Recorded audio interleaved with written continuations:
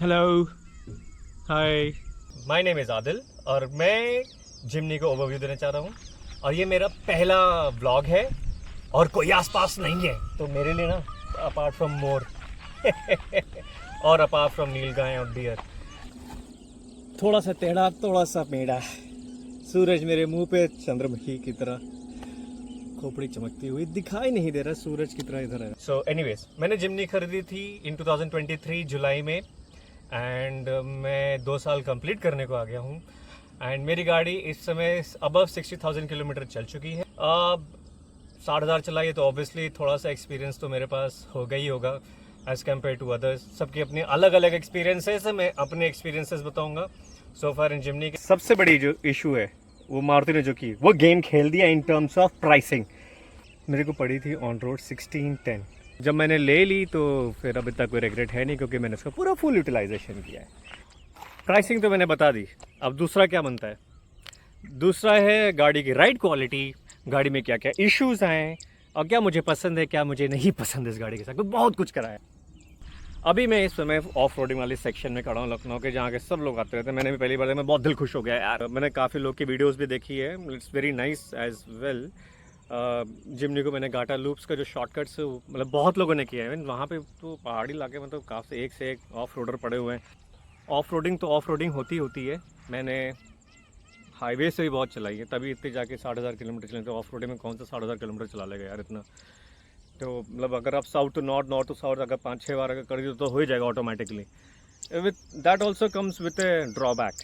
4x4 में fuel economy specially in petrol is decent, it's actually decent. मेरे को fuel economy highway पे 15 to 16 even तक 17 तक भी गए हैं।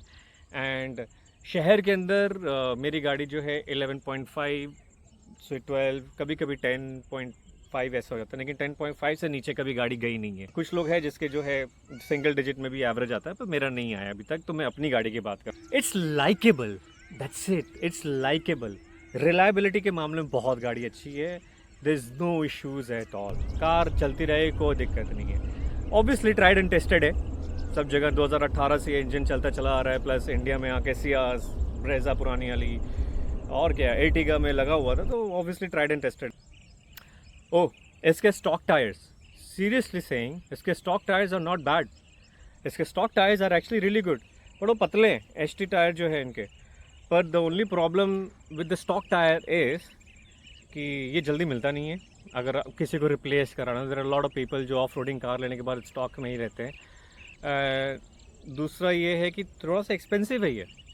एंड पता नहीं, मेरे को अभी जो सुनने में, क्योंकि मैं ट्राई करता तो मुझे एक्सपेंसिव लगा ये चीज़। एंड तीसरा ये है कि इसके side walls are not that great. मतलब बहुत से टायरों के साइड वॉल उतने अच्छे नहीं होते, पर इसके बहुत ज़्यादा वीक है एज़ कम्पेयर टू अदर्स। पर कैपेबिलिटीज़, एच टी टायर का जो स्टॉक टायर है इज़ रियली नाइस। आराम से लेके घूमो फिरो, कुछ भी कोई दिक्कत नहीं है यार। प्रोज मुझे इतने ही समझ में आ रहे हैं, अगर याद आएगा तो मैं बता दूंगा। कॉन्स मैं बताता हूँ। ओके कूल, इससे कॉन्स सुन लो, क्योंकि मेरी गाड़ी के साथ बहुत सी चीज़ें हुई हैं तफरी करते करते। और सेकंड इसका जो है, इसका टर्निंग रेडियस बहुत ज़्यादा बड़ा है।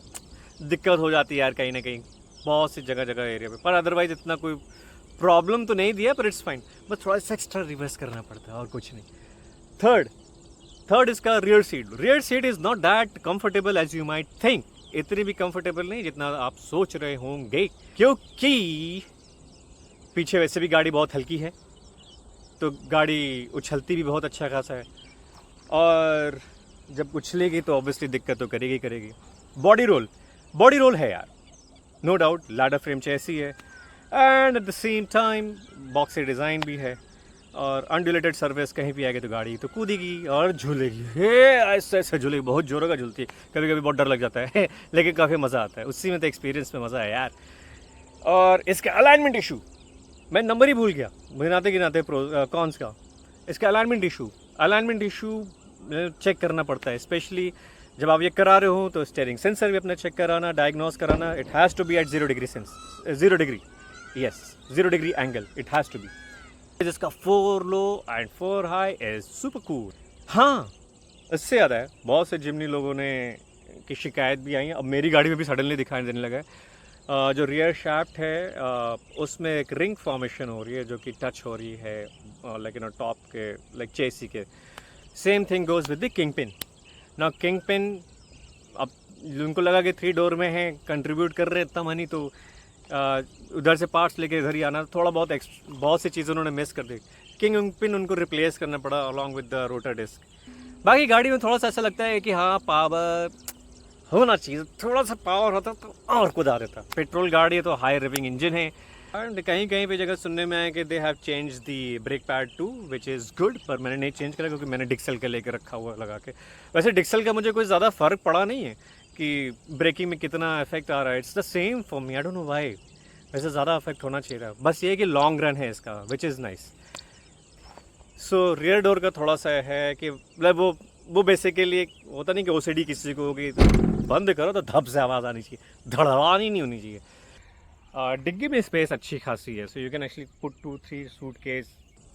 हाईवे पे द कार ड्रैग्स.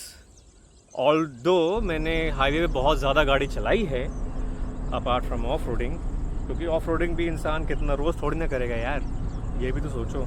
कौन से प्रोफेशन बना, प्रोफेशनल भी जो है रोज़ नहीं करेंगे. So it's a lifestyle vehicle.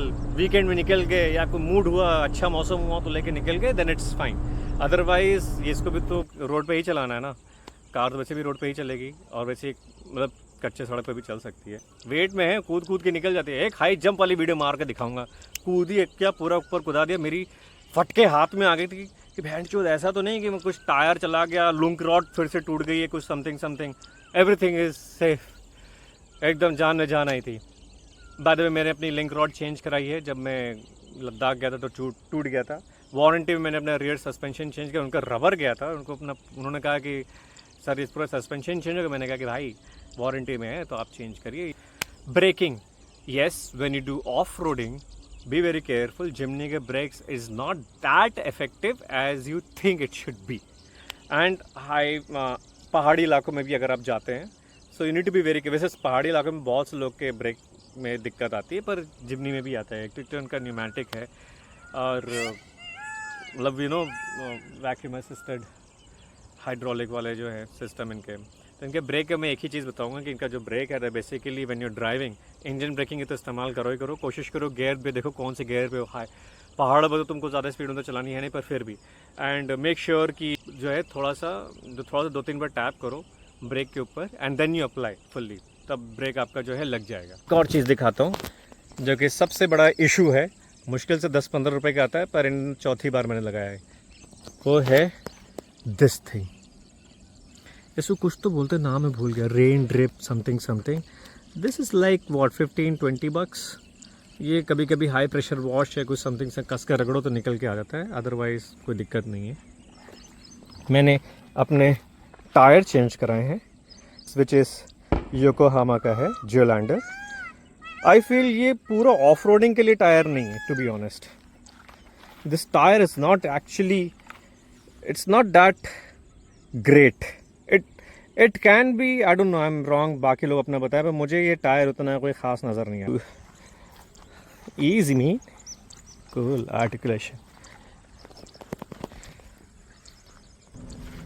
Car can do easy 120, 110, बात यह है कि 120, 130 पे जाओगे तो हल्की सी रोएगी.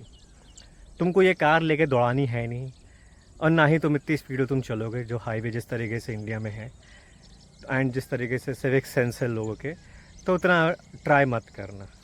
Otherwise 100-110 is good enough. चलाओ उस पर, गाड़ी बहुत स्मूथ चलेगी, कोई दिक्कत नहीं है. साउंड सिस्टम इट्स फाइन, मेरे को तो अच्छा लगता है. मैं तो मेटल गाने सुनता हूँ, और जो बंदा मेटल गाने सुनता है तो उसके लिए बेस और ड्रम इज़ वेरी नाइस. सो फार मेरे लिए सही है. पर यहाँ हाईवे पे बड़ा रिस्की हो जाता है. हाईवे पे I don't listen too much because it's a distractions. Otherwise मेरी गाड़ी अगर देखोगे ना तो पूरी भरी हुई है. ओ गॉड, पर ये क्या लुक आ रहा ना अंदर से, ऐसा लगता है कोई टोपी पहना हुआ है.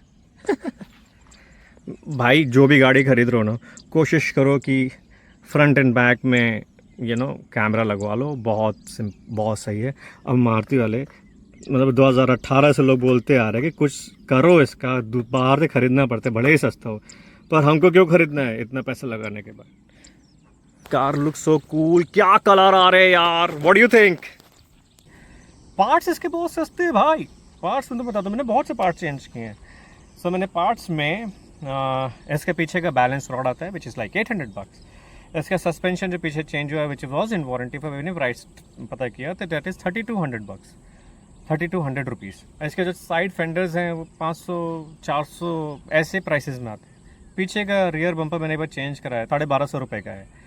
फ्रंट का बम्पर एक बार 2200 रुपीज़। साइड मेटालिक जो फेंडर होता है साइड का 1500-1600 रुपये का है। बोनेट इज़ लाइक $7000 का। लिंक रॉड इज़ 2200 रुपये अगेन। सर्विस से याद आया, इट्स फाइन। बाकी लोग के मैंने किसी के वीडियो देखे कुछ 5000 में अपनी सर्विसिंग करा देते हैं, मेरी गाड़ी में हमेशा जो है 10,000 रुपये लग जाते, पता नहीं कैसे। ओके, तो अब मुझे चलना पड़ेगा और थोड़ी ऑफ रोडिंग करनी पड़ेगी। विदा लूँगा मैं आपसे, क्योंकि पुराने शॉर्ट्स भी जो मेरे को काफ़ी मैंने बनाए हैं 2-3 दिन पहले, ज़रूर दिखाऊँगा।